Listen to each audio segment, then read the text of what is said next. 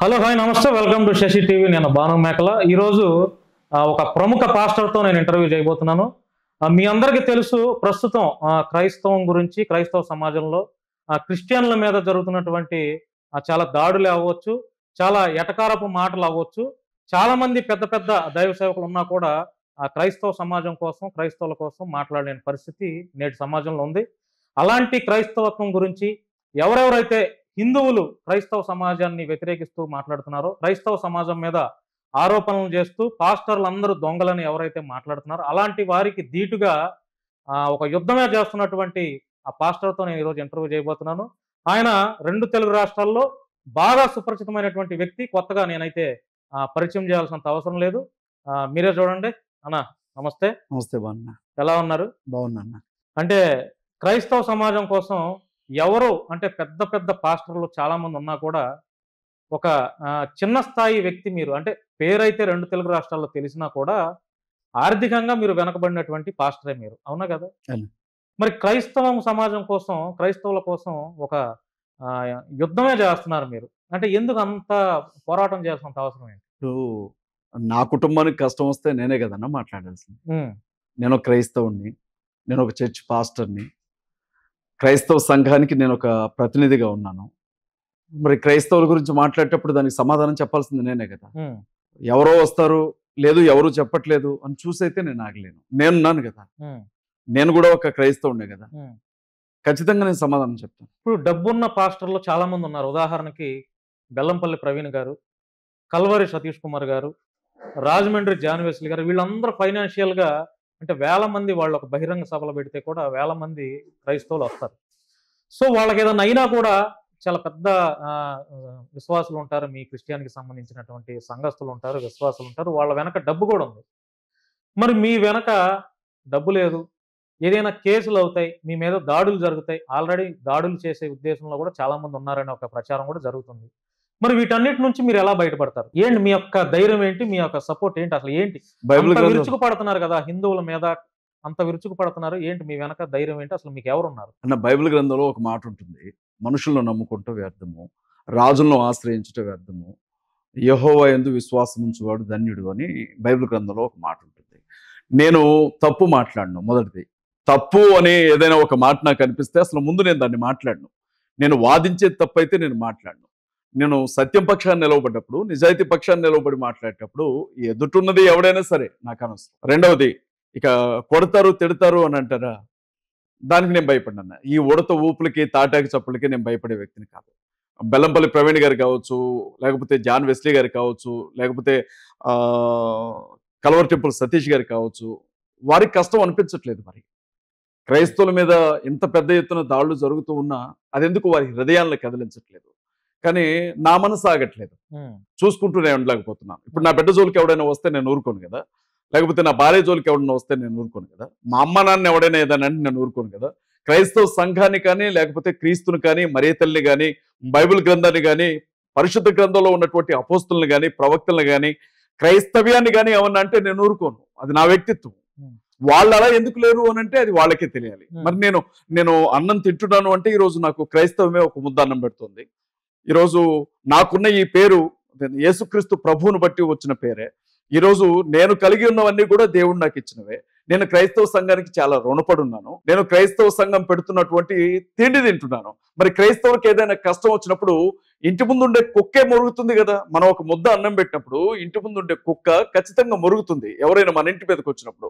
అలాంటిది ఈ రోజు ఈ స్థితిలో నేను ఉండడానికి కారణమైనటువంటి క్రైస్తవం మీద తోడేళ్ళు వచ్చి పడుతున్నాయి, లేకపోతే దున్నపోతులు వచ్చి పడుతున్నాయి, లేకపోతే ఎద్దులు వచ్చి పడతా ఉన్నాయి, లేకపోతే ఎలుగుబంట్లు వచ్చి పడతా ఉన్నాయి, లేకపోతే పులులు సింహాలు వచ్చి పడతా ఉన్నాయి. కనీసం కాపలాగా ఉండే ఒక కుక్కలాగన్నా మొరగాలి కదా! క్రైస్తవ సమాజాన్ని కాపాడుకోవడానికి మేము ఉన్నామని చెప్పాలి. కనీసం ఎదురు తిరగాలి కదా! సంఘానికి కాపరిగా ఉన్నాను. సంఘాలకు కాపరిగా ఉండమని దేవుడు మాకు చెప్పాడు. సంఘానికి ఏదైనా కీడు జరుగుతుంది అని అంటే ఎదురు నిలబడాల్సింది మేమే కదా! అందుకు నేను నిలబడుతున్నాను. ఎందుకు హ్యాపీగా మీకు ఒక 2 సంఘాలున్నాయి. ఆల్రెడీ పేరొచ్చింది. ఆ పేరుని చక్కగా మీరు సభలు పెట్టుకుంటూ అట్లా మీ నమ్మినటువంటి దేవుడిని ఇంకా ఎక్కువగా ప్రజల్లోకి తీసుకువెళ్ళి, ఆ దిశగా మీరు అడుగులు వేయకుండా ఎందుకు హిందువుల మీద ఎక్కువ దూషణలు చేస్తున్నారు? అన్న నేను హిందువుల జోలికి ఎప్పుడు వెళ్ళనన్నా. ఆ! హిందువులను నేను ఎప్పుడు నోరు తెరిచి మాట కూడా అన్నాను. హ్మ్. నేను హిందుత్వం పేరుతో క్రైస్తవుల్ని ఇంకా పేరు క్రైస్తవుల్ని హిందుత్వం పేరుతో క్రైస్తవుల్ని, ముస్లింస్ ని, దళితుల్ని భారతదేశంలో ఏం చేస్తున్నారో మీకు తెలియదా? జై శ్రీరామ్ అనకపోతే ఈ దేశంలో ఉండడానికి వీల్లేదు అంటున్నారు. భారతదేశ రాజ్యాంగాన్ని రద్దు చేసి మనుధర్మ శాస్త్రాన్ని రాజ్యాంగంగా మారుస్తాం అంటున్నారు. రాజ్యాంగంలో ఉన్నటువంటి మత స్వేచ్ఛ అనే హక్కును పేకల మీద కత్తి పెట్టి మత మార్పిడి నిరోధక బిల్లులు తీసుకుని వచ్చారు. ప్రపంచంలో 200-300 కోట్ల మంది ప్రజలు ప్రాణం కంటే ఎక్కువగా ఆరాధించే క్రీస్తు గురించి అత్యంత నీచంగా, అసభ్యంగా మాట్లాడుతున్నారు. పరిశుద్ధ గ్రంథంగా పిలువబడే దైవ గ్రంథాన్ని కాళ్ళ క్రిందేసి తొక్కుతున్నారు, మురిక్కాలలో పడేస్తున్నారు, నిప్పు పెట్టి తగలబెడుతున్నారు. చెప్పులు వేసుకుని కనీసం లోపలికి రావాలంటే భయపడే దేవాలయాల మీద, చర్చిల మీద పెట్రోల్ పోసి తగలబెడుతున్నారు. క్రైస్తవ ఆడబిడ్డల్ని నడి రోడ్డు మీద నగ్నంగా ఊరేగిస్తున్నారు. క్రైస్తవ ఆడబిడ్డల్ని మానభంగాలు చేస్తున్నారు. క్రైస్తవ ఆడబిడ్డల్ని నిర్దాక్షిణ్యంగా చంపుతున్నారు. ఇలా జరుగుతున్న వాటికి ఆద్యం పోసింది క్రిస్టియానిటీలో ఉన్నటువంటి మీలాంటి పాస్టర్లే. మీరు మీ సేవ చేయకుండా, మీరు నమ్మినటువంటి దేవుణ్ణి మీరు ప్రచారం చేసుకోకుండా, ఆ హిందూ దేవుడు ఎట్లాగా, ఈ హిందూ దేవత ఎట్లాగా, వాళ్ళు ఎట్లా, వీళ్ళు ఎట్లా అనబట్టే ఈ రోజు హిందువులు చాలా క్రైస్తవ్యం మీద తిరగబడుతున్నారు. మీ వాదన పూర్తిగా అసంబద్ధం, అది అవివేకం. రెండవది అది పూర్తిగా తప్పు కూడా. ఎందుకంటే ఏ చర్చ్ పాస్టర్ కూడా ప్రార్థనా మందిరం లోపల క్రీస్తు గురించి మాత్రమే మాట్లాడతాడు. బైబిల్ గ్రంథంలో ఉన్నటువంటి వాక్యం గురించి మాత్రమే ప్రకటిస్తాడు. మంచి చెబుతాడు, మంచి గురించి బోధిస్తాడు. హిందువులకు సంబంధించినటువంటి దేవతల గురించి కానీ, దేవుళ్ళ గురించి కానీ, బలిపీఠాల మీద, పరిశుద్ధ స్థలాల్లో నిలవబడి మాట్లాడాల్సినటువంటి కర్మ మాకు పట్టలేదు అన్న విషయాన్ని మీరు జ్ఞాపకం మీ మాటలకు నేను ఈ విషయంలో అగ్రి అవను. మీరు మాట్లాడబట్టే ఈరోజు చాలా మంది మిమ్మల్ని ఎందుకు ఆరోపణలు చేస్తున్నారు, మీలాంటి పాస్టర్స్ మీద ఎందుకు విరుచుకు పడుతున్నారు, ఎందుకు మీరు వాళ్ళని కించపరిచి వాళ్ళ విమర్శలు చేయబట్టే వాళ్ళు కూడా మీ గ్రంథాల్లో ఉన్నటువంటి తప్పులను వెతికి మీలాంటి పాస్టర్ బైబిల్ గ్రంథంలో బోధకులు అని చెప్తారు. బైబిల్ గ్రంథంలో ఒక 100 తరాలు వెతికిన దేవుడు చేసిన తప్పు కనపడదు, దేవుడు మాట్లాడిన తప్పు కనపడదు, దేవుడు చేయమని చెప్పిన తప్పు కనపడదు. బైబిల్ గ్రంథంలో బూతులు లేవు, బైబిల్ గ్రంథంలో తప్పులు లేవు. బైబిల్ గ్రంథంలో సాధారణమైనటువంటి మనుషులు చేసినటువంటి తప్పులు ఏమైనా ఉంటే ఉండొచ్చు, అది హిస్టరీ కూడా అందులో ఉంది. ఇప్పుడు ఇజ్రాయెల్ అనే దేశం గురించి బైబిల్లో రాయబడింది. ఇజ్రాయెల్ హిస్టరీ చూసినప్పుడు కూడా అదే ఉంటుంది యాస్టేజ్ గా.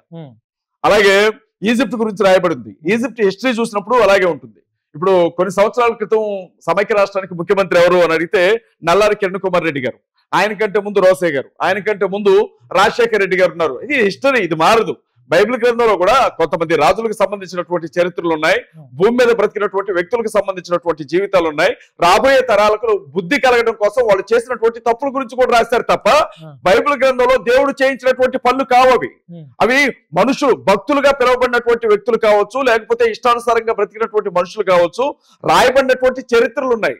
బైబిల్లో, ఆ పరిశుద్ధ గ్రంథంలో ఒక వ్యక్తి తప్పు చేస్తుండొచ్చు, వ్యక్తుల సమూహం తప్పు చేస్తుండొచ్చు, కానీ దేవుడుగా పిలువబడినటువంటి క్రీస్తు కానీ, పరిశుద్ధాత్ముడు కానీ ఇప్పుడు చేసిన తప్పే లేదు. నేను మళ్ళీ మీకు ఒక సమాధానం చెప్పాలి. నేను మీకు ఒక సమాధానం చెప్పాలి. రాధా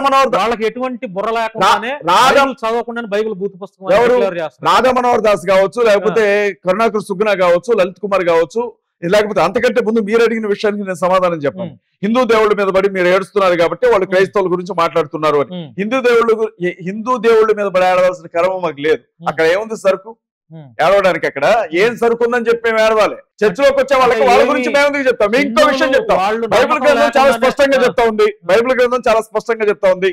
అన్య దేవతల పేరు కూడా మీరు నోటితో ఎత్తొద్దు అని చెప్తా ఉంది. కానీ ఇవాళ ఏ తప్పు చేయని, ఏ పాపం ఎరగని క్రీస్తు గురించి వాళ్ళు నోటుకొచ్చినట్లుగా మాట్లాడుతున్నారు. కాబట్టే వాళ్ళ భాగవతాలు బయట పెట్టే క్రమంలో వాళ్ళ దేవుడి గురించి మేము మాట్లాడుతా ఉన్నాం.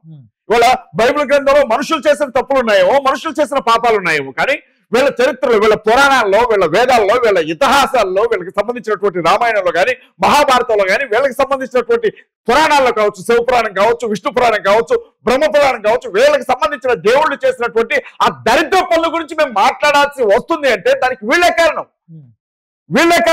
వీళ్ళు ఇవాళ బైబిల్ గ్రంథాన్ని విమర్శించడానికి ముందు వీళ్ళ గ్రంథాలను వీళ్ళు ఒక్కొక్క గ్రంథాన్ని చదివి వినిపించమని చెప్పండి. నేను వాళ్ళు అడుగుతా ఉన్నానండి,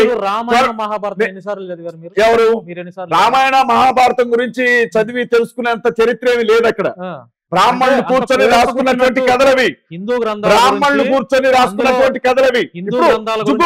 ఏ కథల గురించి ఏ విషయాల గురించి మీరు మాట్లాడుతున్నారు? భగవద్గీత హిందువులు నేను ఆరాధ్యంగా ఇప్పుడు మీరు నేను ఒక విషయం చెప్తున్నాను వినండి సార్. నేను ఒక విషయం చెప్తున్నాను వినండి. మా క్రైస్తవులకు బైబిలే ప్రమాణం, మీ హిందువులకి ఏం ప్రమాణం? మీ హిందువులకి ఏం ప్రమాణం? భగవద్గీత మాత్రమే ఉందా? భగవద్గీత మాత్రమే ఉందా? మరి వేదాల సంగతి ఏంటి? రామాయణం సంగతి ఏంటి? మహాభారతం సంగతి ఏంటి? శివపురాణం సంగతి ఏంటి? దేవి భాగవతం సంగతి ఏంటి? బ్రహ్మ పురాణం సంగతి ఏంటి?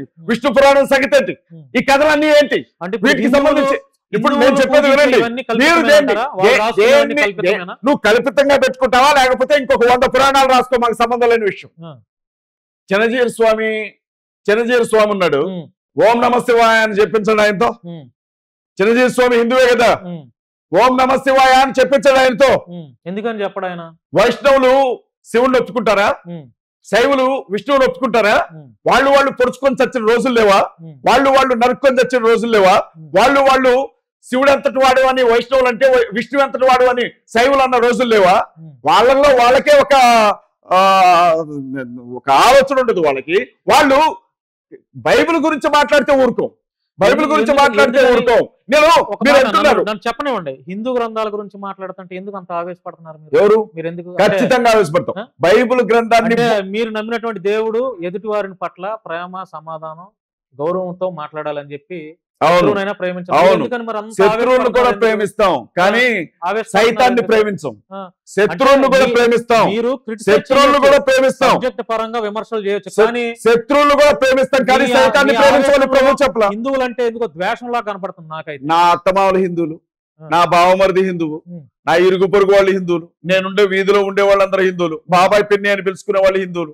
మీకు మొదటి నుంచి చెప్తున్నాను, నేను హిందువులకు వ్యతిరేకం కాదు. నేను హిందువులకు వ్యతిరేకం కాదు, నేను రాధా మనోహర్ దాస్ వ్యతిరేకం. ఇక్కడ నాదో ప్రశ్న ఉంది, అడగండి. మీ వీధిలో వాళ్ళంతా హిందువులు, ఇంట్లో వాళ్ళంతా హిందువులు? ఇంట్లో వాళ్ళు కాదు, నా ఇంట్లో ఏ హిందువు లేడు, నా బంధువుల్లో హిందువులు ఉన్నారు. మీ బంధువుల్లో హిందువులు? అవును. ముందు వాళ్ళని క్రైస్తవులకు మార్చండి. నేను చెప్పామా? మార్చండి. మరి చెప్పావా? మీరు క్రైస్తవ ధర్మాన్ని మేము సువార్త ప్రకటిస్తాం. విన్నవాడికి నచ్చితే వస్తాడు, లేదు మా మామయ్యకి నచ్చలా, ఆయన రాముడికి దండం పెట్టుకుంటాడు, విష్ణువుకి దండం పెట్టుకుంటాడు, శివుడికి దండం పెట్టుకుంటాడు. ఆయనంత మాత్రాన నా భార్య తండ్రి కాకుండా పోతాడా? ఇంటికి వస్తాడు, కడుపు నిండా అన్నం తింటాడు, నచ్చితే ప్రేయర్ జరిగేటప్పుడు లోపలికి వచ్చి కూర్చుంటాడు, నచ్చకపోతే వెళ్ళిపోతాడు, గుళ్ళోకి వెళ్ళి దండం పెట్టుకొచ్చుకుంటాడు. బంధుత్వాలను తెచ్చేసుకుంటామా? ఆ మాత్రానికి నేను ఒక విషయం చెప్తున్నానండి, క్రైస్తవులతోనే రిలేషను, క్రైస్తవులతోనే స్నేహం, క్రైస్తవులతోనే బంధుత్వం, మిగతా వాళ్ళు ఎవరితో కూడా మాకే సంబంధాలు లేవని మేము చెప్పామా? మీరు విన్నారా ఎక్కడైనా? నేను చెప్పలేదు ఆ మాట. మేము హిందువులను ప్రేమిస్తున్నానని నేను 100 సార్లు చెప్తున్నాను. ఈ శశి మీడియా సాక్షిగా చెప్తున్నాను.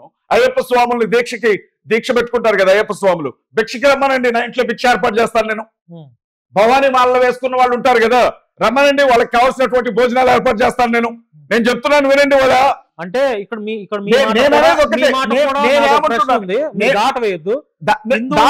కాదు, హిందువులను భిక్షకు రమ్మనండి, అవును, లేకపోతే అయ్యప్ప స్వామి మాల వేసుకుని భిక్షకు రండి అని. అవును. మరి మీ బైబిల్లో అవి విగ్రహారాధన చేయకూడదు, ఎవరు? అన్ని మత నేను అన్నం పెడతానంటున్నాను. మరి ఇప్పుడు అన్నం పెడతానంటున్నాను, విగ్రహారాధకులకు అన్నం పెడతాను. వినండి, విగ్రహారాధన చేయకూడదని రాసి పెట్టినప్పుడు వాళ్ళందరూ మీరు ఎలా భిక్ష పెడతారు?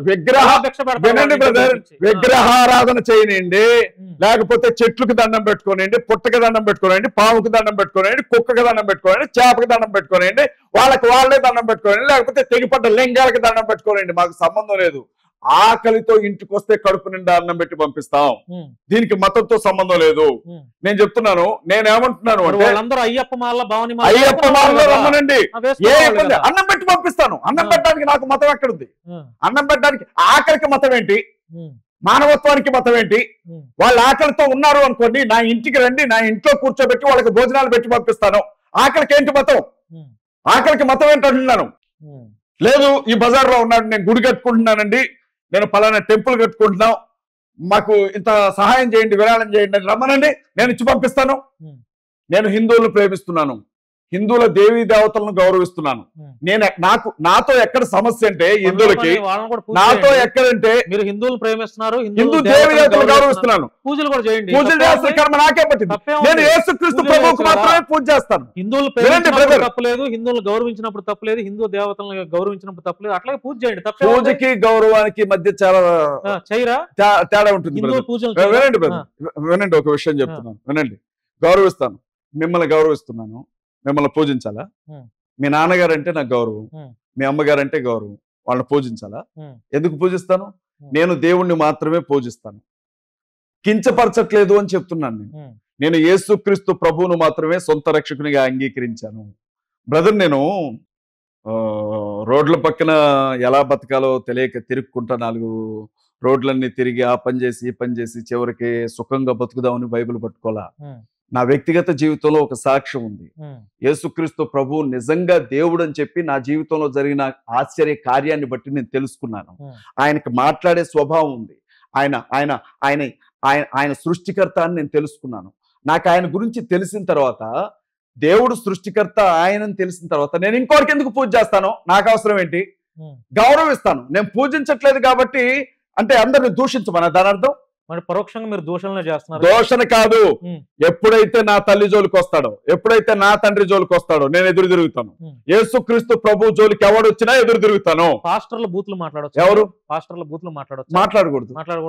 మరి మీరు అగోరిని ఆ కొడుకు ఈ నా కొడుకు ఎందుకు మాట్లాడారు? నేను ఇంతకు ముందు 10 సంవత్సరాల నుంచి మీరు దేవుడి సేవ చేస్తూ అంటే ఎంత కోపం వచ్చినా కూడా బూతులు మాట్లాడకూడదు. నేను ఒక విషయం చెప్తాను. చెప్తున్నాను, పాస్టర్ ఎవరు బూతులు మాట్లాడకూడదు.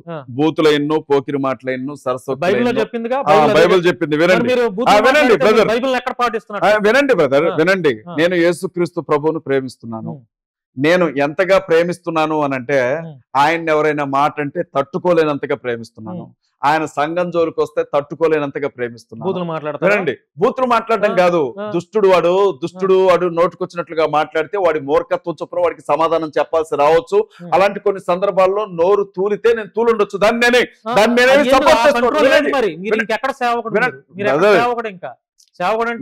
నేను సేవకుడినా కాదా అనేది నిర్ణయించాల్సింది క్రీస్తు, మీరు కాదు. ఎందుకంటే వినండి బ్రదర్, ఒక విషయం వినండి బ్రదర్, నేను చెప్పేది వినండి. మీరే చెప్తున్నారు తప్ప నన్ను ప్రశ్నలు అడగండి. మీ బైబిల్ బూతులు మాట్లాడమని చెప్పిందా? మీ బైబిల్ ఎదుటి వారిని దూషించమని చెప్పిందా? మీ బైబిల్ అసభ్యకరంగా ఎదుటివాడు ఎట్లా మాట్లాడినా కూడా వాడికి అదే బుద్ధి చెప్పమని చెప్పిందా? నా ప్రశ్న ఇంకా పూర్తి అవ్వాల. అఘోరి అనే అతను మాట్లాడడానికి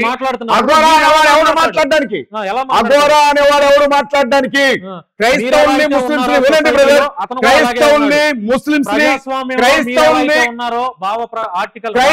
ముస్లింస్ని తలలు నరకమని చెప్తాడా? భారత రాజ్యాంగం హిందూ ధర్మం అలాగే చెప్పిందా? ప్రకటన స్వేచ్ఛ ఎలా ఉందో అట్లయితే అఘోరి కూడా అలాగే ఉంది.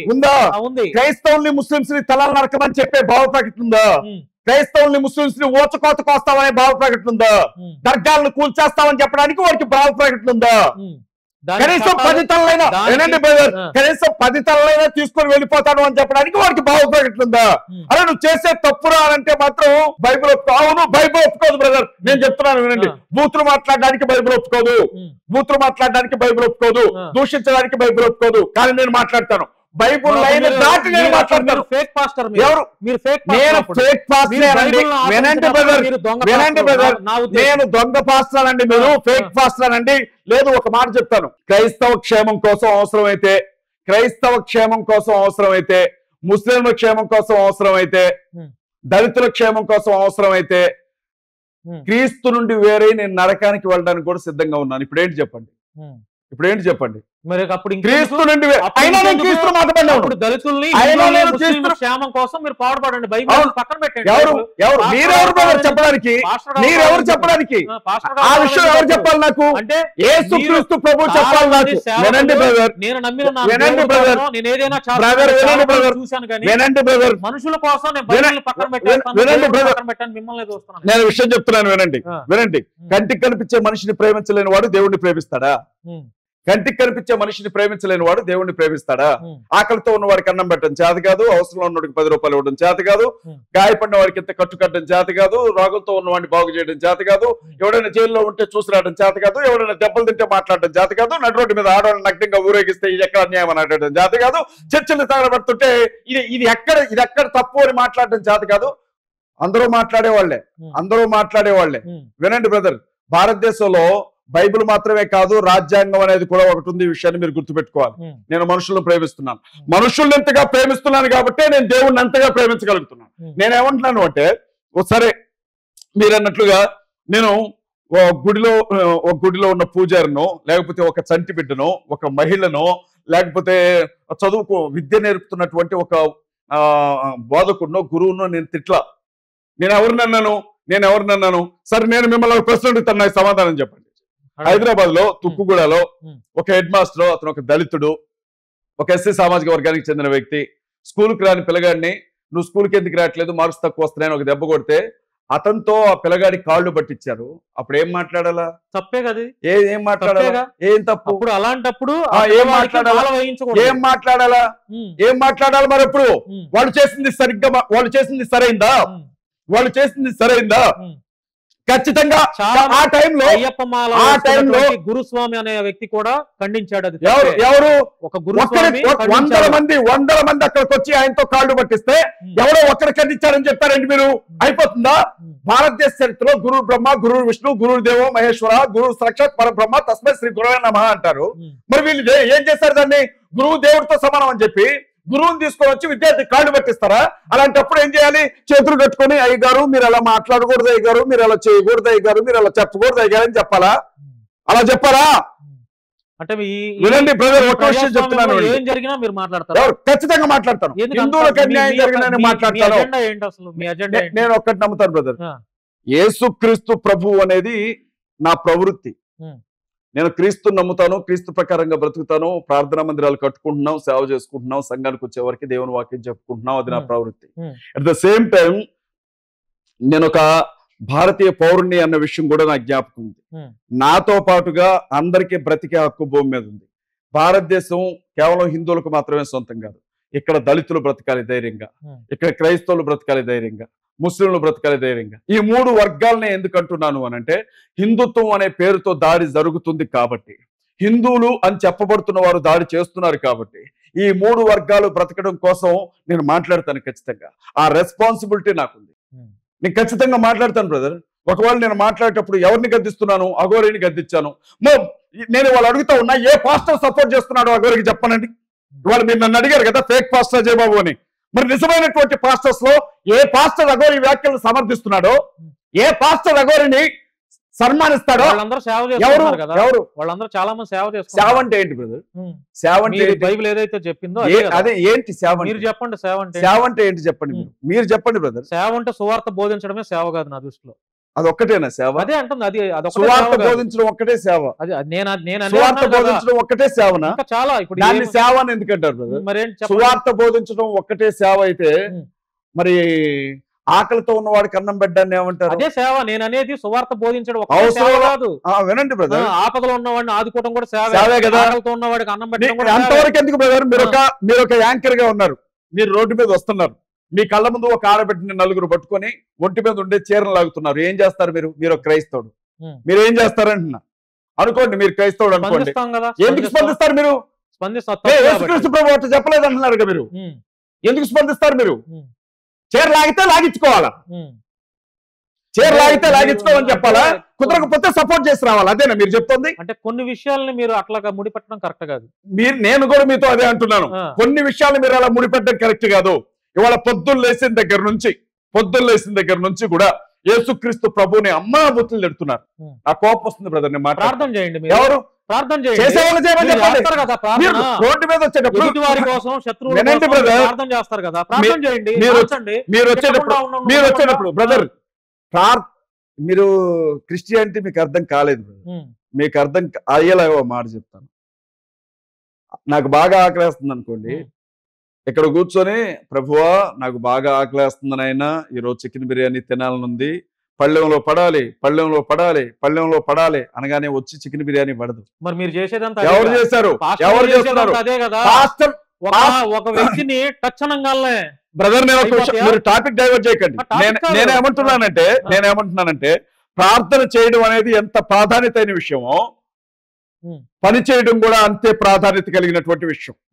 ఇవాళ కళ్ళ ముందు ఏదైనా అన్యాయం జరుగుతుంటే అది అన్యాయం అని చెప్పడానికి ఏమన్నా రాఘవానికి అంటున్నాను నేను. ఒక ఆడబిడ్డ పట్టుకొని నడి రోడ్డు మీద ఈడ్చుకెళ్తుంటే ఇంట్లోకి వచ్చి ప్రార్థన చేస్తావా? నువ్వు చేయాల్సింది అదే. జరుగుతున్నటువంటి తప్పు నీ కళ్ళ ముందు జరుగుతుంటే దాన్ని ఆపాలి. ఫస్ట్ నువ్వు చేయాలి. ఇంట్లో కూర్చొని ప్రార్థన చేస్తే సరిపోతుంది, దేవుడే రావాలి అంటే నేను ఒక మాట అడుగుతాను, దేవుడే రావాలి అని అనుకుందాం బ్రదర్ కాసేపు. మరి ఆ లెక్కన పాస్టర్స్ అంతా ఏం చేయాలో తెలుసా? టీవీ ప్రోగ్రామ్ స్పాన్సర్ చేయండి అని అడగకూడదు. గదిలో కూర్చొని ప్రభువా నేను టీవీలో వాక్యం చెప్పాలి, నువ్వు స్పాన్సర్ పంపించి అని అడగాలి. కట్ట ఎక్కడి నుంచి పడాలి తెలుసా? పరలోకం నుంచి పడాలి. ప్రార్థనా మందిరాలకు స్థలం కొనేటప్పుడు సంఘస్థులను అడగకూడదు. మోకాళ్ళు వేసుకొని సంఘానికి కూడా చెప్పకూడదు. రహస్యంగా లోపల ప్రార్థనా మందిరం లోపలనో లేకపోతే గదిలోనో కూర్చొని నాకు ఒక 500 కోట్లు అవుతుంది, 300 కోట్లు అవుతుంది, 200 కోట్లు అవుతుంది, నేను ఒక పెద్ద బిల్డింగ్ కడుతున్నా, నాకు డబ్బులు కావాలని ప్రార్థన చేయాలా? అక్కడి నుంచే వచ్చి పడాలా? మరి వీడి సంఘాన్ని అడగకూడదు. మరి అడగకూడదు. పరిచయం బహిరంగ సభ పెట్టడానికి వెళ్తున్నా, నాకు తిరగడానికి కారు లేవు, కారు వ్యాన్ కొనుక్కోవాలా, 12 కోట్లు 13 కోట్లు కావాలని సంఘం మీద మరి అడుక్కోకూడదు. మరి సంఘాన్ని అడగకూడదు. ప్రతి నెల దేవుణ్ణి అడుక్కోవాలా? నేను ప్రజలు అడుగుతాను. అవును, నేను దేవునికి ప్రార్థన చేస్తాను, నేను దేవునికి ప్రార్థన చేస్తాను. నేను కాక మొన్న కలెక్టర్ ఆఫీస్ ముందు మేము ఒక దీక్ష చేశాం. క్రైస్తవుల మీద, ముస్లింల మీద, దళితుల మీద జరుగుతున్న దాడులు ఆపండి కలెక్టర్ ఆఫీస్ ముందు దీక్ష చేశాం. కలెక్టర్ ఆఫీస్ ముందు దీక్ష చేయడానికి పర్మిషన్ తీసుకోవాల్సి ఉంటుంది పోలీస్ డిపార్ట్మెంట్ లో. మీరు జర్నలిస్ట్, మీకు తెలుసా విషయం. దానికి ఖర్చు అవుతుంది. అక్కడ టెంట్లు వేయాలి, దానికి ఖర్చు అవుతుంది. చైర్లు వేయాలి, దానికి ఖర్చు అవుతుంది. వచ్చిన వాళ్ళకి సాయంత్రం కాకుండా వెళ్ళిపోయేటప్పుడు వాళ్ళకి భోజనం పెట్టాలి, దానికి ఖర్చు అవుతుంది. ఎవరు ఇవ్వాలి? నేను అదే అంటున్నాను కదా. ఈ ప్రశ్న మీరు నన్ను కాదు అడగాల్సింది. ఈ ప్రశ్న మీరు బెల్లంపల్లి ప్రవీణ్ అడగండి. ఈ ప్రశ్న మీరు టెంపుల్ సతీష్ అడగండి. ఒక్క నిమిషం. నేను ప్రార్థన మాత్రమే చేసేవాడిని అయితే ఇలా నడి రోడ్ల మీద నిలబడి మాట్లాడను. ప్రార్థన మాత్రమే చేసేవాడిని అయితే నేను కూడా ఉదయం పూట ఒక చర్చిలో, సాయంత్రం పూట ఒక చర్చిలో వాక్యం చెప్పుకొని వచ్చిన కానుక తీసుకొని ఇంట్లోకి వచ్చి ఎవడొచ్చి ఏ కష్టం అని చెప్పినా ప్రార్థన చేద్దాం పో అని చెప్పేవాడిని. నేను అలాంటి టైప్ కాదని చెప్తున్నాను మీకు. మీరు నన్ను అడుగుతారేంటి ప్రార్థన చేయండి అని? నేను ప్రార్థన చేస్తాను. మీకు తెలుసా 7 సంవత్సరాల కాలం 2014 నుంచి 2007 సంవత్సరం నుంచి 2014 వరకు 7 సంవత్సరాల కాలంలో 3.5 రోజులు ఉపవాసం ఉండి ప్రార్థన చేసేవాడిని. వారానికి 3.5 రోజులు, గురువారం, శుక్రవారం, శనివారం, ఆదివారం మధ్యాహ్నం పూట అన్నం తినేవాడిని నేను. 7 సంవత్సరాలు అంటే సుమారు 3.5 సంవత్సరాల కాలం పచ్చి మంచినీళ్ళు తాగి బతికాను నేను. ప్రార్థన చేసుకుంటా. ప్రార్థన చేయటం నాకు ఎవడో చెప్పాల్సిన అవసరం. ప్రార్థన ఎలా చేయాలో తెలుసు. అట్ ద సేమ్ టైం ప్రజలకు కష్టం వచ్చినప్పుడు ఎలా స్పందించాలో నాకు తెలుసు. సినిమా ఏదన్నా డైరెక్టర్లు సినిమా తీస్తే చూసేవాళ్ళు ఉండబట్టే అనేక సినిమాలు ఇన్ని సంవత్సరాల నుంచి వస్తున్నాయి. చూసేవాళ్ళు ఉన్నారు కాబట్టి ఇంకా సినిమాలు తీస్తానే ఉన్నారు. పాస్టర్లో కూడా బైబిల్లో లేని దాన్ని బోధించి తప్పుడు బోధలు చేయబట్టే విమర్శలు చేసే వాళ్ళకి మీరే ఆద్యం పోస్తున్నారు. మీలాంటి పాస్టర్స్ బైబిల్ టచ్ అనగానే రోగాలు బైబిల్లో నుంచి బైబిల్లో ఉందా?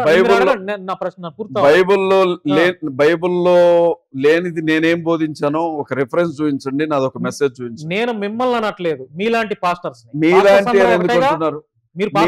ఎందుకు అంటున్నారు? మరి మీరు పాస్టర్. కొంతమంది పాస్టర్స్ అనండి నాలాంటి అని నన్ను ఎందుకు గలుపుతున్నారు? నాలాంటి అని నన్ను ఎందుకు గలుపుతున్నారు? నేను ఏ దుర్బోధ చేయగా మీరు చూశారు? నేను ఏ తప్పుడు బోధ చేయగా మీరు చూశారు? నేను ఎక్కడ టచ్ పేరుతో పడగొట్టడం మీరు చూశారు? నేనెక్కడ మోసాలు చేయగా మీరు చూశారు? చెప్పండి. ఇవన్నీ బైబిల్లో ఉన్నాయి అసలు. ఎవరు? ఇవన్నీ అద్భుతాలు.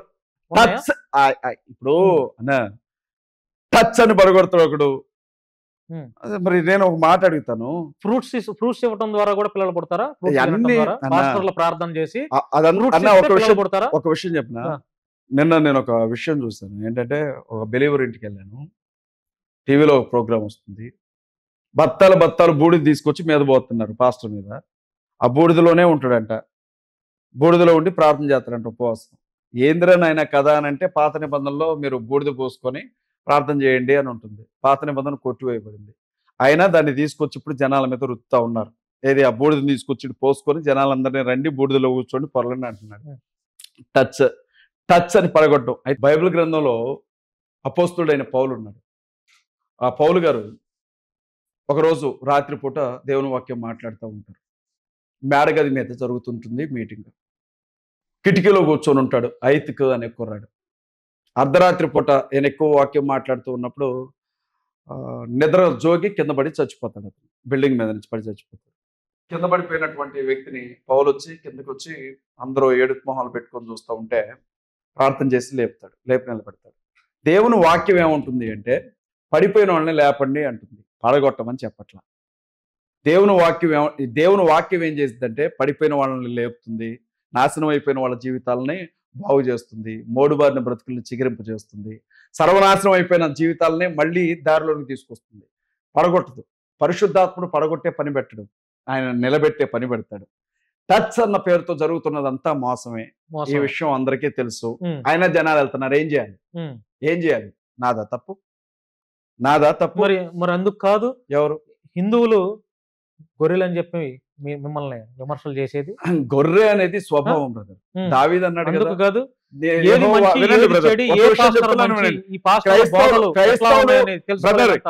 హిందువులు ఎప్పుడు కూడా మమ్మల్ని గొర్రెలు అనలేదు. మమ్మల్ని అంటే అరగుండు గాడు, ఆ రాధా మనోహర్ గాడో, లేకపోతే ఆ ఎల్కే గాడో, లలిత్ కుమార్ గాడో, లేకపోతే ఆ కరుణాకర్ సుగ్గునయ్య గాడో, లేకపోతే వాడు ఆడమగ గాని ఆ మాడగాడో వీళ్ళంటారు. గొర్రె దావీదే ఉన్నాడు, నేను ఆయన గొర్రెని, యెహోవా నా మంచి కాపరి, నేను ఆయన గొర్రెని అని అన్నాడు కదా. గొర్రె పిల్ల అంటే అది వినయానికి, విధేయతకి, మంచి స్వభావానికి అది గుర్తుగా ఉంటుంది. అది అంతే తప్ప గొర్రె పిల్ల అనేది అది పాపం చేసేది కాదు, మంది మీద పడేది కాదు, చంపేది కాదు. మేము తోడేళ్ళం కాదు, బర్రెలం కాదు, పందులం కాదు, కుక్కలం కాదు. మరి మేము అంటున్నాం ఆ మాట? మీకులాగా బర్రెనా కొడుకులం కాదురా అని మేము అంటున్నాం ఆ మాట? అనట్లేదు కదా. మేము తోడేళ్ళం కాదురా అని మేము అనట్లేదు కదా. మేము గొర్రె పిల్లమే. వాడే అటకారంగా గర్రె అంటాడు. ఆడమగా కానీ మాడగాడాడు వాడు రాధా మనోహర్ దాస్. వాడు కూడా ఇవాళ క్రైస్తవులను హేళన చేస్తా ఉన్నాడు. వాళ్ళు ఏం మాట్లాడితే అదే రీతిగా నేను సమాధానం చెప్పాను వాళ్ళకి. వినండి, బైబిల్ యాక్సెప్ట్ చేయదు. నా మాట తీరుని కొన్ని సందర్భాల్లో బైబిల్ అంగీకరించదు. దీన్ని బైబిల్కి రుద్దొద్దు. ఇది అజయ్ బాబు మాటగానే చూడండి. ఒకవేళ అజయ్ బాబు నువ్వు ఇలా మాట్లాడుకుంటూ పాస్టర్ గా ఉండడానికి తగవని ఒకవేళ దేవుడు గాడు అన్నాడు అనుకో, దేవునికి వందనాలు చెప్తాను. అజయ్ బాబు నువ్వు నరకానికి పోరా అన్నాడు అనుకో, నరకానికి వెళ్ళిపోతాను. దీన్ని బైబిల్కి లింక్ చేయొద్దు. దీన్ని నేనేమంటున్నానంటే క్రైస్తవ సమాజం మీద, ముస్లిం సమాజం మీద, దళిత సమాజం మీద దున్నపోతులు కానీ పంట పొలంలో పడ్డట్లుగా ఈ నా కొడుకులు పడుతున్నారు. నేను అడ్డుకోవడానికి ఎవడు ముందుకు రావట్లేదు. కాబట్టి నేను ఆ బాధ్యతను తీసుకున్నాను. మీరు మళ్ళీ అంటే ఇప్పటికి ఈ ఇంటర్వ్యూలో 2-3 సార్లు అట్లాంటి ఖచ్చితంగా అంటాను బ్రదర్. ఇది మీకు ఎలా అయితే ఉందో మరి నాకైతే తెలియదు, కానీ మీరు ఒక పాస్టర్ గా ఉండి బూతులు మాట్లాడటం నాకైతే నచ్చలేదు. మీకు నచ్చకపోవచ్చు. అలాంటప్పుడు మీరు బ్రదర్ వినండి, వేషం తీసేసి మీరెవరు నాకు చెప్పడానికి? మీరు యేసు ప్రభువా? మీరు యేసు ప్రభువా? కాదు. కానప్పుడు మీరెవరు నన్ను పాస్టర్ గా ఉండొద్దు చెప్పలేదు కదా. ఎవరు? మీ బైబిల్ నేను ఎన్నిసార్లు ఎవరు? నేను లెక్కలేని ఎన్నిసార్లు చదివాను బైబిల్ గ్రంథాన్ని. బైబిల్ బూతులు మాట్లాడమని చెప్పి మూర్ఖునికి వాడి మూర్ఖత్వం చొప్పునే సమాధానం చెప్పమని కూడా ఉంది బైబిల్లో. బూతులు మాట్లాడొద్దు అని చెప్పిన బైబిల్ గ్రంథంలోనే మూర్ఖుడు మాట్లాడినప్పుడు వాడి మూర్ఖత్వాన్ని బట్టి కూడా సమాధానం చెప్పమని ఉంది. నేను సమాధానం చెప్తాను. నేను అంటున్నాను కదా బ్రదర్, నన్ను పాస్టర్ గా ఒకవేళ క్రీస్తు అంగీకరించలేదు, నువ్వు పరలోకానికి రావద్దు అజయ్, నువ్వు పాస్టర్ కాదు అన్నాడు, నేను నరకానికి పోతాను అంటున్నాను. మీకు వచ్చిన నొప్పి ఏంటన్నా? మీరు నీతిగా మాట్లాడండి, మీరు మంచిగా మాట్లాడండి. రాధామావర్ దాస్ కాళ్ళు గడగండి వెళ్ళి, లేకపోతే కొంచెం బూడిని తీసుకెళ్లి వాడెవడు అగోరగాడు వాడి నెత్తి మీద పోయండి, లేకపోతే కరుణాకర్ సుబ్బరాయ్ గారికో లేకపోతే లలిత్ కుమార్ గారి కాళ్ళు గడికి నెత్తి మీద పోసుకోండి. మీరు వెళ్ళండి పరలోకానికి. కానీ క్రైస్తవుల్ని, ముస్లింస్ ని, దళితుల్ని ఏదన్నా అన్నా, బైబిల్ జోలికి వచ్చినా, క్రీస్తు జోలికి వచ్చినా నేను ఊరుకోను. ఒకవేళ నేను నరకానికి వెళ్ళాల్సి వచ్చినా వెళ్తాను అంటున్నాను. మీకేం నష్టం? అంటే జీవము కలిగినటువంటి దేవుని కంటే శక్తి కలిగిన వాళ్ళ మీరు? ఆయన ఏమి చేయలేక నన్ను వదిలేశాడా యేసుక్రీస్తు ప్రభు? అంటే ఆయనకి చేతగాక, ఆయన ఏమి చేయలేక, ఆయన నాకేం చెప్పలేక నన్ను వదిలేశాడా? అంటే మీరు రక్షిస్తున్నారా యేసుక్రీస్తు ప్రభుని? ఆయనకి తెలియదా? ఆయన మాట్లాడలేడా? మీరు ఇలా విరుచుకు పడుతున్నారు. ఖచ్చితంగా విరుచుకు పడుతున్నారు. బీజేపీ ఆర్ఎస్ఎస్ వాళ్ళ యొక్క హిట్ లిస్ట్ లో మీరు ఉన్నారు, తెలుసా మీకు? అది బీజేపీ ఎన్నో ఈ పాటికే బెదిరింపు కాల్స్ కూడా వస్తున్నాయి. బ్రదర్ నేను విషయం చంపేస్తామని బెదిరింపు కాల్స్. బీజేపీ ఆర్ఎస్ఎస్, బహుశా బీజేపీ ఆర్ఎస్ఎస్ వాళ్ళు మీ మీద ఇంకా 100% ఫోకస్ పెట్టలేదేమో నాకు అనిపిస్తుంది. బీజేపీ ఆర్ఎస్ఎస్ వాళ్ళు నన్ను చంపినా చచ్చిపోతాను. వాళ్ళు వదిలిపెట్టినా చచ్చిపోతారు, ఎటువంటి భయం లేదు, ఏదన్నా ఒక రోజు చచ్చిపోతారు. ఒక పని చేయండి, నేను మిమ్మల్ని మాట్లాడుతాను, నేను వీళ్ళకి భయపడి గజగజలాడుకుంటే గదిలో కూర్చొని యూట్యూబ్ ఛానల్ డిలీట్ చేస్తాను, నాకు ఒక 100 ఏళ్ళ ఆయుష్ ఇచ్చాలండి మీరు, ఒక 100 ఏళ్ళ ఆయుష్ ఇచ్చాలండి బ్రదర్ మీరు. ప్రశాంతత ఉంటది కదా ఇప్పుడు కూడా ప్రశాంతంగా ఉన్నాను, దేవుని సన్నిధిలో ప్రశాంతంగా ఉన్నాను. ఏ హిందువు వచ్చి దాడి చేస్తాడు నా మీద, ఏ హిందువు దాడి చేయడు బ్రదర్, ఆ భయం లేదా? ఏ హిందువు దాడి చేయడు నా మీద. దాడి చేయడానికి నేను ఒక హిందువును దూషించను. నేను హిందువే కదా, లలిత్ కుమార్ ఒక హిందువే కదా. రాధా మనోహర్ దాస్ గారు ఈ దేశానికి పట్టిన చీడ పురుగు బ్రదర్, అరగుండుగాడు, మాడగాడు అనాలి వాడిని, చెక్కగాడు అంటారు కదా, ఆ టైపు రాధా మనోహర్ దాస్ గారు. ఆ నా దృష్టిలో అంతే, అంతకంటే ఎక్కువ సీన్ లేదు అడిగి. మీకు ఒక విషయం చెప్తున్నాను, వాడు బ్రాహ్మణుడు కాదు. చాలా మంది రాధా మనోహర్ దాసు అంటే ఆయన్ని బ్రాహ్మణుడేమో అనుకుంటున్నారు. చిన్నజీర స్వామి దగ్గరికి వెళితే చిన్నజీర స్వామి కనీసం వాడిని ముట్టుకోవడానికి కూడా ఇష్టపడలా, ఆయన్ని దూరంగా, అంటే కుష్ఠరోగం ఉన్న వాళ్ళకి కానీ చేతులు కాయలేస్తారు కదా, అట్లా వేసి వెళ్ళిపోయారు. వీడు బీసీల్లోనే తెలగ అనే కులానికి సంబంధించిన వ్యక్తి. మనోధర్మశాస్త్రం ప్రకారంగా వీడు కూడా ఒక శూద్రుడే. శూద్రుడు ఏ పని చేయాలో అదే పని చేయాలా. చాకలైనేమో చక్కగా బట్టలు ఉతుక్కోవాలా, మంగళాయన గడ్డం కట్ చేసుకోవాలా, మా పూసలోళ్ళు పూసలు అమ్ముకుంటూ తిరగాల, లేకపోతే గౌళ్ళు ఆ కళ్ళు తీసుకుంటూ తిరగాల. కులం తప్పి ఇంకేదన్నా పని చేస్తే అందరూ నరకానికి పోతారని చెబుతుంది మనుధర్మశాస్త్రం. ఆ మనుధర్మశాస్త్రాన్ని అరగుండు మీద పెట్టుకొని తిరిగే ఈ నా కొడుకు ఈడెవడు ఉన్నాడు, ఈడు అరగుండుగాడు, ఈ రాధా మనోహర్ దాస్ కాదు, ఈడు బొంద కాదు, ఈడి పేరు రాధాకృష్ణ, ఈడి పేరు, ఈడు అసలు పేరు రాధాకృష్ణ. ఈడు 10వ తరగతి చదువుకునేటప్పుడే ఈయన్ని చెక్కగాడు అనేవాళ్ళు వీడిని. తిరుపతి, ద్వారకా, తిరుమల వీడిది. వీడు వర్ణాశ్రమ ధర్మం తప్పి తిరుగుతున్నాడు. వీడు గోసి పెట్టుకోగానే, పిలక పెట్టుకోగానే, నోటుకొచ్చినట్లుగా మాట్లాడగానే ఈడు గురువు గారు అయిపోతాడు, ఈడు గురువు అయిపోతాడు. ఈడు హిందువా? చెప్పనండి హిందువుల్ని, ఈడు నిజంగా హిందువు, ఈడు హిందువు అని చెప్పనండి. ఆయన హిందూ అని నాకు తెలియగలుగుతాను. మేము క్రీస్తుని నమ్ముకున్నాం, క్రైస్తవులు. వీళ్ళు బుద్ధుడిని నమ్ముకున్నారు, బౌద్ధులు. వాళ్ళు జైన్ని నమ్ముకున్నారు, జైన్లు. హిందువు ఎవరు బ్రదర్? ఎవరిని నమ్ముకుంటే హిందువులు అంటారు? మతం అనేది స్థాపించినటువంటి వ్యక్తి పేరు మీదుగా వచ్చే అనుచరులను కలిగి ఉంటది కదా. హిందువులు ఎవరిని హిందువులు అంటారు చెప్పండి? హిందూ అనేది దేశం పేరు, సింధు నది పరివాహక ప్రాంతం పేరుతో వచ్చింది, మీకు తెలుసు ఆ విషయం. మరి ఆ లెక్క నేను కూడా హిందూనే కదా, మీరు కూడా హిందూనే కదా, అందరూ హిందూలే కదా. దేశం పేరు మీదుగా భారతదేశంలో ఉండేవాళ్ళు ఎలాగ భారతీయులు, సింధు నది పరివాహక ప్రాంతంలో ఉండే వాళ్ళందరూ హిందువులే. మనం అందరూ హిందువులే. దేశం పరంగా నేను హిందూని, రిలీజియన్ పరంగా నేను క్రైస్తవుని. ఇందులో ఇంకా వాడు నన్ను అనేది ఏముంది? వాడు కోన్కిస్క గొట్టంగాడు ఏం చేస్తాడు? వాడు రాధా మనోహర్ దాస్కి నేను 100 సార్లు చెప్పాను, అరే నిజంగా వాడు ఏమంటాడంటే డిస్కషన్ చేద్దాం రా అంటే, బైబిల్లో మీ పేరుందా? 50-50 గాళ్ళతో నేను డిస్కషన్ చేయను అని అంటే, అసలు ఈడు 50 గాడు, అందుకే పెళ్లి చేసుకోలేదు వీడు. ఎవడు పిల్లలేదు వీడికి. 50 గాడు, చక్కగా వీడు రోడ్ల మీద పడి తిరుగుతూ ఉంటాడు వీడు, చక్కగా కొడుకు. చెప్పనండి వీడు పెళ్లి చేసుకుంటాడేమో చెప్పనండి. ఎవడిస్తాడు వీడికి పిల్లని? అరగుండ వేసుకొని తిరుగుతుంటాడు, అరగుండేది వీడు. మీకు ఇంకో విషయం చెప్తాను, వీడి ధైర్యం ఏంటంటే, వీళ్ళ బ్రదరు RSS లో లీడర్ గా ఉన్నాడు ఒకతను. ఈ రాధాకృష్ణ అనేవాడి బ్రదరు ఒకతను స్టేట్ లీడర్ గా ఉన్నాడు RSS లో. ఆయన్ని చూసుకొని ఈడెగిరి పడుతూ ఉంటాడు ఈ చెత్తనా కొడుకుడు.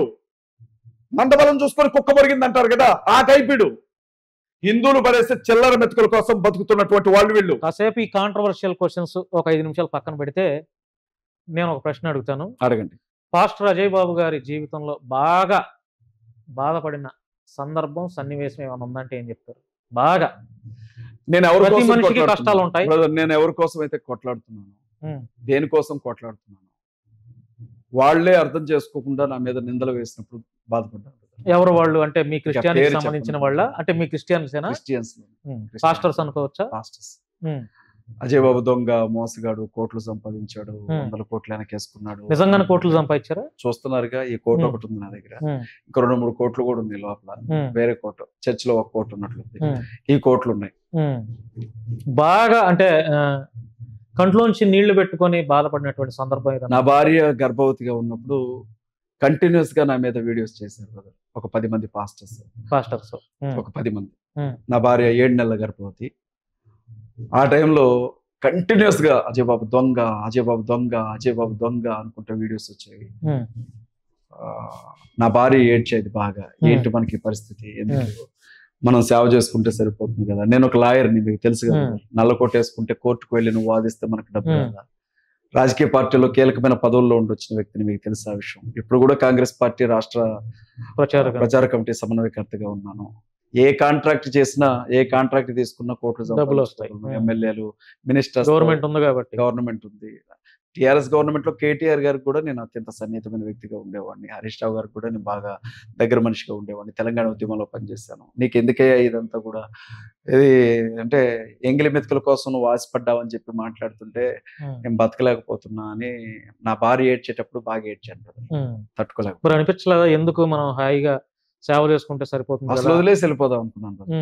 సేవను వదిలేసి రాజకీయంలోనికి వెళ్ళిపోదాం, నాకు ఎందుకు ఇదంతా అని అనుకున్నాను. కానీ నేను ఎక్కడున్నా నాకు మనశ్శాంతి లేదు brother. మందిరానికి రావాలి, ఆయన కాళ్ళ దగ్గర కాసేపు కూర్చోవాలి, బైబిల్ చదువుకోవాలి, ప్రార్థన చేసుకోవాలి, ఆ తర్వాత మళ్ళీ ఏదైనా చేసుకోవాలి. ఇప్పుడు అంటే ఇంట్లో ఏ ఏ వ్యక్తికైనా సరే భార్య బాధలు ఇట్లా షేర్ చేసుకోండి. మీరు కూడా చూశారు మీ భార్య బాధపడతాం. మరి ఎప్పుడు ఒకసారి ఆలోచన చేసి అరే ఎందుకు నా భార్య కూడా బాధపడుతుంది, మనం ఇది కరెక్ట్ కాదేమో, మనం వెళ్ళే దారి కరెక్ట్ కాదేమో, హ్యాపీగా సంఘాన్ని ఎస్టాబ్లిష్ చేసుకొని ఇంకా అనేకమైనటువంటి ఆత్మలను కాపాడదాం, ఇట్లాంటివి మనకెందుకు ఈ కాంట్రవర్షియల్ గా, మనకు ఆర్థికంగా ఏం లేదు కదా అని ఆలోచన ఎందుకు చేయలేదు మీరు? అంటే పల్లెటూరులో ఎప్పటికి కూడా సేవే ప్రాణం అనుకొని బ్రతికే సేవకులు ఎంతో మంది ఉన్నారు. వాళ్ళకు ఉండడానికి ఇల్లు ఉండదు, కట్టుకోవడానికి బట్టలు ఉండవు, ఎప్పటికి కూడా సైకిల్ మీద తిరుగుతుంటారు. వాళ్ళు సువార్త కోసం బయటకు వెళ్తే వాళ్ళని కొడుతున్నారు, పట్టుకొని దారుణంగా కొడుతున్నారు, వాళ్ళని కొట్టి బొట్లు పెడుతున్నారు. స్టేషన్ దగ్గరికి వెళ్తే పోలీసులు కేసు పెట్టట్లేదు, పోలీసులు కూడా వాళ్ళకే మద్దతు పలుకుతున్నారు. ఆడబిడ్డల్ని పట్టుకుని కొడుతున్నారు, చర్చి లోపలికి వచ్చేసి కొడుతున్నారు. ఇప్పుడు సతీష్ అన్నకి ఇబ్బంది లేదు, ప్రవీణ్ అన్నకి ఇబ్బంది లేదు, జాన్వేశ్వరికి ఇబ్బంది లేదు, కానీ చిన్న చిన్న పాస్టర్స్ ఉంటారు చూడండి, వాళ్ళని బాగా చిత్రహింసలు పెడుతున్నారు. మత మార్పిడి నిరోధక బిల్లు పేరుతో దాదాపు 1000 మంది 2000 మందిని ఉత్తరప్రదేశ్లోనే జైళ్లలో పెట్టారు. పరిస్థితులు బాగాలేవు. నేను కొద్దిగా మాట్లాడగలను, ధైర్యంగా ఈ రాజకీయాలు చూశాను, ఈ పోలీసుల పవర్ ఎట్లా ఉంటుందో తెలుసు నాకు, అధికారుల పవర్ తెలుసు నాకు, మినిస్టర్స్ పవర్ తెలుసు, సీఎం గారు ఎట్లుంటాడో తెలుసు. మహా అయితే ఏమవుతుంది, చచ్చిపోతానేమో చంపితే, కానీ వాయిస్గా ఉండొచ్చు కదా, వాయిస్లెస్ పీపుల్కి, గొంతులేని ప్రజలకి గొంతుగా ఉండాలి అన్న ఉద్దేశంతో తనకు కూడా చెప్తాను. నేను ఎప్పుడూ చెప్తానే ఉంటాను. నేనేమో 100 ఏళ్ళు బ్రతుకును, ఒకవేళ మధ్యలో చనిపోతే, ఇప్పుడు తిన్నదరక చచ్చిపోతున్నారు చాలా మంది, ఫుడ్ పాయిజన్ అయి చచ్చిపోతున్నారు చాలా మంది, రోడ్ల మీద వెళ్ళేటప్పుడు ఏదో ఒక బండి తగిలి చచ్చిపోతున్నారు, రోగం వచ్చి చచ్చిపోతున్నారు. అలాంటిది దేవుని పనిలో చచ్చిపోతే కనీసం హతసాక్షిగా నన్న దేవుని దగ్గరికి వెళ్తాం కదా. చావనేది తప్పదు కదా బ్రదర్, తప్పించుకోవడం కుదరదు కదా. ఈ మాత్రం దానికి ఎందుకు మనం భయపడాలా? ఏం కాదు, ఆయన అనుమతి లేకుండా నా తల మీద వెంట్రుకు కూడా రాలదు అని చెప్తాను. ఇన్నేళ్ల మీ సువార్త పరిచర్య ప్రయాణంలో ఇప్పుడు మీ కష్టాలు చెప్పారు, బాధలు చెప్పారు, బాగా అంటే పట్టలేనటువంటి ఆనందం అంటారు చూసారా, ఆ హ్యాపీ మూమెంట్ ఏదైనా సందర్భం? నా బిడ్డ పుట్టినప్పుడు బ్రదర్, నాకు 4 పిల్లలు చనిపోయారు. 4 పిల్లలు.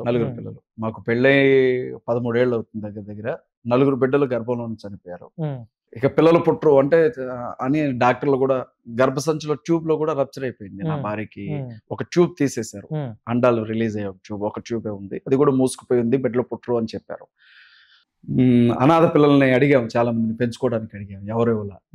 కనీసం మా ఎస్సీ ఎస్టీ పిల్లలు ఎవరైనా దొరికినా తెచ్చుకొని పెంచుకుందామని అడిగాము. యూట్యూబ్లో ప్రకటనలు ఇచ్చాను, ఫేస్బుక్లో ప్రకటనలు ఇచ్చాను, ఎవ్వరూ ఇవ్వాల, తెలిసిన వాళ్ళు కూడా ఇవ్వాల. ఇప్పుడు మందులు వాడడం మానేశాను. అన్ఎక్స్పెక్టెడ్గా ఒకరోజు నేను నా భార్య అంటే సూసైడ్ చేసుకొని చచ్చిపోదాం అన్న స్థితికి వచ్చాము. ఎవరు లేరు మాకు, ఇంటర్ కాస్ట్ మ్యారేజ్ మాది. నా భార్య ఎస్సీ మాదిగా, నేనేమో బీసీ పూసల. అయితే ఆ స్థితికి వచ్చేసాం, ఇద్దరమే అయిపోయాం. మన బతుకు అంటే ఎక్కడికైనా పెళ్లి చేయడానికి వెళ్తే, నేను మ్యారేజ్ రిజిస్టర్ని, పెళ్లి చేసిన తర్వాత అక్షంతలు వేయాలంటే భయం వేసేది, శుభకార్యాలకు వెళ్తే భయం వేసేది, ఎవరైనా ఎదురొస్తే ఎదురొస్తున్నాడు ఏంటి అన్నట్లు నా భార్య వైపు చుట్టూ నా వైపు చుట్టూ. సూసైడ్ చేసుకొని చచ్చిపోదామని అనుకున్నాం. మానసికంగా కృంగిపోయినప్పుడు అనుకోకుండా దేవుడు నా భార్య గర్భాన్ని తెరిచాడు. 9 నెలల్లో నా భార్య బిడ్డను కంది. ఆ బిడ్డను చూశాను. ఆ మహిళా దినోత్సవం రోజున పుట్టింది నా బిడ్డ, ఆరాధ్య జోయస్. ఆ పాప ముఖాన్ని చూశాను. నా జీవితంలోనే అత్యంత సంతోషకరమైన రోజు ఏదైనా ఉంది అంటే నా పెద్ద బిడ్డ ఆరాధ్య జోయస్, మా అమ్మ మా ఇంట్లోకి వచ్చిన రోజు బ్రదర్. అంతకంటే గొప్ప సంతోషం కలిగిన రోజు ఇంకోట్లేదు. ఆ తర్వాత మళ్ళీ నాకు కొడుకు పుట్టిన తర్వాత వాడిని చూసాక ఇంకా సంతోషం అనిపించింది. బిడ్డ, పాప, బాబు వాళ్ళిద్దరిని చూసినప్పుడే మా భార్య అంటూ ఉంటుంది, మనకి ఎందుకే 2 పిల్లలు ఉన్నారు, చిన్న పరిచర్య ఉంది, బతకడానికి కావాల్సిన పర్లేదు కదా, మనం అడుగు తినే వాళ్ళం కాదు కదా, నీకెందుకయ్యా కొంచెం ఆలోచించరాదు అని చెప్తా ఉంటుంది. నేనేమంటానంటే, వచ్చిన వాళ్ళు వస్తారు, పోయేవాళ్ళు పోతుంటారు, పరిచర్ని నేను ఆపలేను. ఏమో నాకు ఈ భారాన్ని పెట్టాడు దేవుడు. అందరికి ఉండదు ఈ భారం మీరు అన్నట్టుగా. నిజంగా మీరున్నంత వరకు ఇలాగే కంటిన్యూగా మాట్లాడుతూనే ఉంటారు. మాట్లాడుతూనే ఉంటారు. ఎన్ని కేసులు వచ్చినా, ఏమి ఇబ్బందులు వచ్చినా. అసలు ఇప్పుడు నేను ఒక లాయర్ని బ్రదర్, ఏ కేసు పెడతారు నా మీద? నేనేమన్నా అంటే పైన బీజేపీ గవర్నమెంట్ ఉంది కదా, పెట్టనండి, ఏమైంది? ఆర్ఎస్ఎస్ ఉంది కదా, ఇప్పుడు హిందూయిజం ఎక్కువ అయిపోయింది కదా. ఇప్పుడు ఒక విషయం బ్రదర్, మత మార్పిడి నిరోధక బిల్లులు తీసుకొచ్చారు. రాజస్థాన్ లో మత మార్పిడి నిరోధక బిల్లును పెట్టేశారు. బ్యాప్టిజం తీసుకోవాలి అని అనుకుంటే, యేసుక్రీస్తు నమ్ముకోవాలి అనుకుంటే 2 నెలల ముందే ఎంఆర్ఓకి అప్లికేషన్ పెట్టుకోవాలని చెప్తున్నారు. మత స్వేచ్ఛ ఏమైంది? ఎవడైనా గవర్నమెంట్ కి చెప్పకుండా క్రైస్తవంలోనికి మారితే 2 నుంచి 7 ఏళ్ల జైలు శిక్ష, 50,000 జరిమానా అంటున్నారు. ఎవరు మాట్లాడరు. మరి ఇలాంటిది ఒక బిల్లు వచ్చిందని క్రైస్తవులకు ఎవరు చెప్పారు? మార్చి 1 తారీఖున బిశ్రాంపూర్ అనే ఒక గ్రామం ఉంది ఛత్తీస్గఢ్ లో. 4,500 మంది ఉంటారు ఇక్కడ. ఆవులను కోసుకొని తింటున్నారు వీళ్ళు. వీళ్ళని బ్రతకనివ్వద్దు, మనం ఒక 5,000 మంది నుంచి 50,000 మంది వరకు వెళదాం ఆ ఊరికి, ఇళ్లలోనికి దూరి ఆడవాళ్ళని బయటికి తీసుకొచ్చి మానభంగాలు చేద్దాం, రేపులు చేద్దాం, క్రైస్తవ ఆడబిడ్డల్ని కోడల్ని మానాలతో ఆడుకుందాం, చిన్నపిల్లల చేతులు నరుకుదాం అని పిలుపునిచ్చాడు ఆదేశ సోని అని. ఆ విషయం మేము మాట్లాడిన తర్వాత నేను అలా అనలేదు అని బ్యాక్ స్టెప్ తీసుకున్నాడు. మరి అలాంటి విషయాలు ఎవరు చెప్పాలా? ఇప్పుడు దేశంలో బ్రదర్ మరొక మణిపూర్ని తయారు చేసినట్లుగా తెలంగాణని, ఆంధ్రాని తయారు చేయాలని చూస్తూ ఉన్నారు. మరి ఇలా జరుగుతుంది, మనం యూనిటీగా ఉండాలని ఎవరు చెప్పాలా? నాకు ఇప్పుడు తెలియకుండా ఉంటే బాగుండు బ్రదర్, నేనేమి చెప్పను. నాకు తెలుస్తుండేసరికైనా సమస్య అవుతుంది. నాకు తెలిసింది ఇది అందరికీ తెలియాలా? ఖచ్చితంగా దీనివల్ల ప్రమాదం జరగబోతా ఉంది. వీళ్ళకి అర్థం కావాలా ఈ విషయం గురించి. మన వాళ్ళు ఇప్పుడు మాట్లాడకపోతే ఎప్పుడు మాట్లాడతారు? మీరు ఇందాక అడిగారే, నన్ను చాలా మంది అన్నారు, వీడు క్రైస్తవుడు ఏంటి, వీడు ఒక గురువు, వీడు అసలు క్రిస్టియనే కాదు అని వీడియోలు చేశారు. వీడు పెద్ద రాబందుడు, అజయ్ బాబు గారు క్రైస్తవుల్ని పీక్ తింటా ఉంటాడు ఫోన్ పేలు గూగుల్ పేలు పెట్టి అని ఇప్పటికీ వీడియోలు చేసేవాళ్ళు ఉన్నారు నా మీద. ఇంకొంతమంది ఆడి రౌడీ, ఆడి పెద్ద రౌడీ. నిజమే బ్రదర్, నేను చిన్నతనం నుంచి కూడా రౌడీలాగే బ్రతికాను. క్రైస్తవ్యంలో కూడా దుడుకు పేతురులాగా ఉంటాను. క్రీస్తు అంటే నాకు పిచ్చి బ్రదర్. నేను ఆయన మాట అంటే ఊరుకోలేను. ఒకవేళ రేపొద్దున నరకానికి పొమ్మంటే కూడా పోతాను నేను. అట్లా అని చెప్పి ఎవడి కొంపలు కోల్చుట్లా, ఎవరిని రోడ్డు మీద పడి బూతు పంచాంగం తిట్టట్లా, నేను ఎవరిని నాశనం చేయట్లా. మా వాళ్ళ జోలికి వస్తే మాత్రం నేను ఊరుకోను. నువ్వు దెబ్బ కొడితే నేను 2 దెబ్బలు కొడతా. యేసు ప్రభు ఏమంటాడంటే, ఒక చెప్ప మీద కొడితే ఇంకో చెప్ప చూపించమన్నాడు అన్నాడు కదా. నేను పాస్టర్ని, అదే పాటించాలిగా. కానీ ఎవడైనా వచ్చి అట్లాగే నా చెంప మీద కొట్టాలని చూస్తే చేయి నరికి చేతిలో పెడతాను నేను. కొంతమంది పాస్టర్స్ పేరు చెప్తాను, అంటే వారి గురించి మీ మనసులో ఏమనుకుంటున్నారు? నాకు అసలు పాస్టర్స్ గురించి పెద్దగా తెలియదు. అంటే బాగా పేరు కలిగినటువంటి పాస్టర్ పేర్లే చెప్తాను నేను. వాళ్ళ గురించి మీరు ఏమనుకుంటున్నారు? అంటే ఇప్పుడు కల్వరి సతీష్ గారు ఉన్నారు, వారి గురించి ఒక మాటలో చెప్పాలంటే ఏమనుకుంటారు? ఒక మాటలో, 1 వర్డ్. అంటే మంచోడనా, లేకపోతే బిజినెస్ మ్యాన్, ఎట్లా ఉంటాయి? అందరూ మంచోళ్ళే బ్రదర్, అందరూ మంచోళ్ళే. బతకడం తెలిసిన మంచోడు. పాస్టర్ ప్రవీణ్ కుమార్ గారిని బతకడం తెలిసిన మంచోడు. బెల్లంపల్లి ప్రవీణ్ గారు ప్రేమ కలిగిన మంచోడు. రాజమండ్రి జాన్ వెస్లీ గారు తెలివి కలిగిన మంచోడు. కిరణ్ పాల్ గారు జ్ఞానం కలిగిన మంచోడు. చనిపోయినటువంటి హోసన్న గారు అపోస్తలుడు. పాస్టర్ అజయ్ బాబు గారు రౌడీ పాస్టర్. మళ్ళీ ఆ ట్యాగ్ లైన్ ఏంటి? రౌడీ పాస్టర్ అని. అంతే, నేను రౌడీని బ్రదర్. క్రైస్తవుల జోలికి వస్తే ఊరుకోను. ఏ పాస్టర్ కి ఆ ట్యాగ్ లైన్ లేదు పక్కన రౌడీ అని. నేను అంతే బ్రదర్. నన్ను అసలు పాస్టర్ గా చూడాల్సిన అవసరం కూడా లేదు. ఎవరో నలుగురు నాకు తెలుసు. అజయ్ బాబుకి మానవత్వం ఉందా? మానవత్వం అంటే ఆకలితో వచ్చిన వాడు నన్ను చంపేవాడైనా కడుపు నిండా అన్నం పెట్టి పంపిస్తాను బ్రదర్. నాకు తెలిసి బాగా సెన్సిటివ్, విపరీతమైన సెన్సిటివ్. మానవత్వం అంటే రోడ్ల పక్కన ఎవరిని అడుక్కున్నాడు కనపడితే జేబులో ఉన్నదంతా ఇచ్చి వెళ్ళిపోతాను, దేవుడే సాక్షి. సోషల్ మీడియా మీద మీ అభిప్రాయం ఏంటండి? సోషల్ మీడియా రాత్రికి రాత్రి హీరోలను చేసిద్ది, రాత్రికి రాత్రి జీరోలను చేస్తుంది. ఆ సోషల్ మీడియా ద్వారా మీరు ఈరోజు 2 తెలుగు రాష్ట్రాల ప్రజలకి సుపరిచితం అయ్యారు, అవునా? ఒప్పుకుంటారా? ఒప్పుకుంటారు. సోషల్ మీడియాలో పాజిటివిటీ ఎక్కువ ఉందా, నెగిటివిటీ ఎక్కువ ఉందా? సమానంగా ఉంటాయి కదా. నా గురించి, మీ గురించి అయితే సమానంగా. నా గురించి తెలిసిన వాళ్ళు అజయ్ బాబు బంగారం అంటారు. నా గురించి తెలియని వాళ్ళు, నా మాట కొంచెం కటుగా ఉంటుంది అనుకునే వాళ్ళు, వాడు పెద్ద వేస్ట్ నా కొడుకు అని అంటారు. మీ ఫైనాన్షియల్ స్టేటస్ ప్రజెంట్ ఎలా ఉంది? నేను బ్రతకడానికి ఎవరి దగ్గర చేజాపాల్సిన అవసరం లేదు. అంటే ఈ సంఘాల మీదనే మామూలుగా సేవ చేసుకుంటేనే మీరు అంటే సంఘ పరిచర్య. ఎవరైనా మీకు తెలిసి పొలం ఉంది బ్రదర్, మాకు కొంత పొలం ఉంది. పొలం మీద నిన్నే రైతు బంధు కూడా పడ్డది కొంత. అలాగే 2 ఇళ్ళు ఉన్నాయి, రెంట్లు వస్తాయి. వీటితో పాటుగా సంఘాలు 2 సంఘాలు ఉన్నాయి. ఆరాధన జరిపినప్పుడు కొద్ది గొప్ప కానుకుంటుంది. వీటితో పాటుగా యూట్యూబ్ ఛానల్స్ లో ఫోన్ పే, గూగుల్ పే ద్వారా కొంత ఆర్థికంగా నాకు సహకారం పంపించే వాళ్ళు ఉంటారు.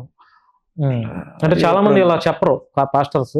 ఏదన్నా ఒక అవసరం ఉంటే మా అన్నయ్యలు ఉన్నారు, ఇద్దరు అన్నలు ఉన్నారు, అన్న నాకు కొంచెం కావాలన్నా అని అంటే నాకు ఎంతైనా పంపించేంత స్తోమత నా అన్నలకు ఉంది. పూర్తి స్థాయిలో భవిష్యత్తులో రాజకీయాల్లోకి రాను బ్రదర్. సేవ, సేవ, దేవుని సేవ. రెండవది అవకాశం వస్తే వెళ్ళను బ్రదర్. లేదు. నేను ఎంపీగా పోటీ చేసింది, ఎమ్మెల్యే పోటీ చేసింది కూడా కేవలం వాయిస్ వినిపించడానికి అంతే. భవిష్యత్తులో రాజకీయాల మీద లేదు బ్రదర్ అసలు. సో మొత్తానికి అన్ని మాట్లాడేశారు, చాలా మాట్లాడారు. మరి మీతో ఇంటర్వ్యూ చేస్తున్నప్పుడు నాకు అనిపించింది ఏంటంటే తప్పకుండా మీ మీద త్వరలో అటాక్లు అయితే జరగబోతాయి అనేది ఒకటి అనిపిస్తుంది. ఎందుకంటే ఎక్కడ మీరు తగ్గట్లా కాంప్రమైజ్ అవ్వట్లేదు. చాలా అంటే దాడి చేయాలని నేను కోరుకోవట్లేదు. చెప్పండి ఓపెన్ గా. కోరుకోవట్లేదు. నేను దాడి చేయాలని చేయమని నేను ఎవరిని ప్రేరేపించట్లేదు. ఎందుకంటే మీ నమ్ముకున్న సిద్ధాంతం, మీ నమ్ముకున్న దేవుడి గురించి హిందువులని ఎక్కువ బాగా దోషం చేస్తారు. అసలు నేను హిందువుల మాట కూడా అసలు ఈ విషయం మొదటి నుంచి మీతో నేను ఏకీభించట్లేదు, ఏకీభించను కూడా. పాస్టర్ అజయ్ బాబు టార్గెట్ ఏంటి అసలు? అందరూ బాగుండాలి బ్రదర్, అంతే. మమ్మల్ని కూడా బ్రతకనే ఉండి, క్రైస్తవుల్ని, ముస్లింస్ ని, దళితుల్ని బ్రతకనే ఉండి. ఇవాళ కూడా గుర్రం ఎక్కువ వచ్చాడు దళితుడు అని నోట్లో మూత్రం పోయేటువంటి బ్రదర్. ఇవాళ కూడా ఆకలి అవుతుంది, ఒక ముద్దన్నం పెట్టండి అని లైన్ లో నిలబడితే జై శ్రీరామ్ అంటేనే నీకు అన్నం పెడతామని చెప్పడం ఏంటి? ఏ రోజు కూడా మీరు క్రైస్తవులు కాబట్టి మీకు ఏమి అమ్మం, సరుకులు అమ్మం అని చెప్పడం ఏంటి? ఎందుకు చంపుతారు? మేమేం తప్పు చేసామని చంపుతారు? మేము భారతీయులం కాదా?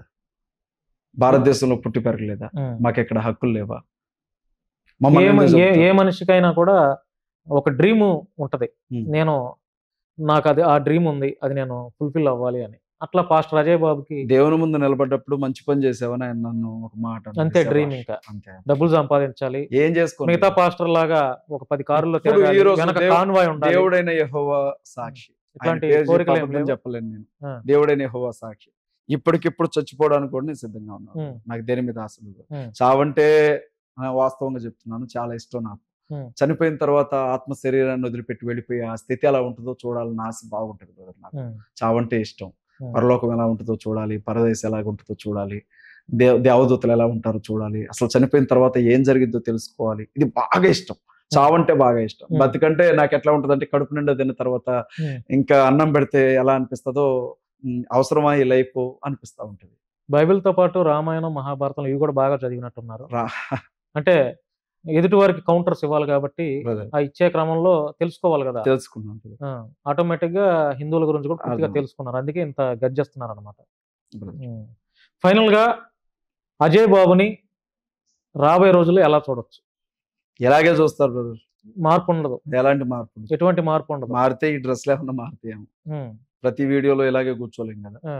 అంతే అంతే. మరి వాటికి బహుమతి రూపంలో మీకు చాలా దారుణమైన ఘోరాలు జరుగుతాయి. మరి ఆ బహుమతులు తీసుకోవడానికి సిద్ధంగా ఉన్నారా? ఇవ్వడానికి కూడా రెడీగా ఉన్నాను.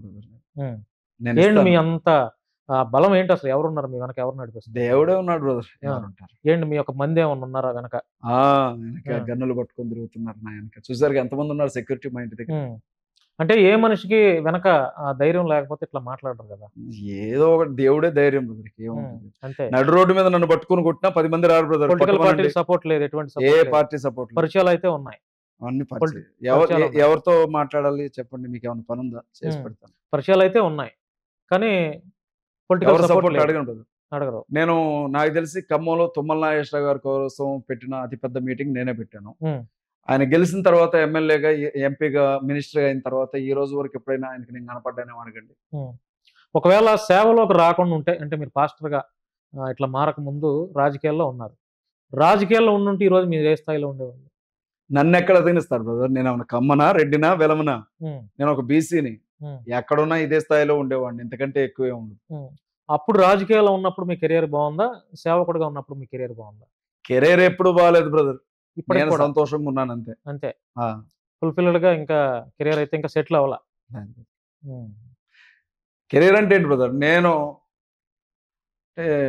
మనస్ఫూర్తిగా చనిపోవడానికి ఒక మనిషి ఎప్పుడైతే రాధా మనోహర్ దాస్ నాకు చాలా క్లోజ్. రాధా మనోహర్ దాస్ తో మాట్లాడి మీలాంటి వారికి ఒక 10 లక్షలు 15 లక్షలు ఆర్థిక సాయం చేపిస్తా, హిందూయిజంలోకి వెళ్ళిపోతారా?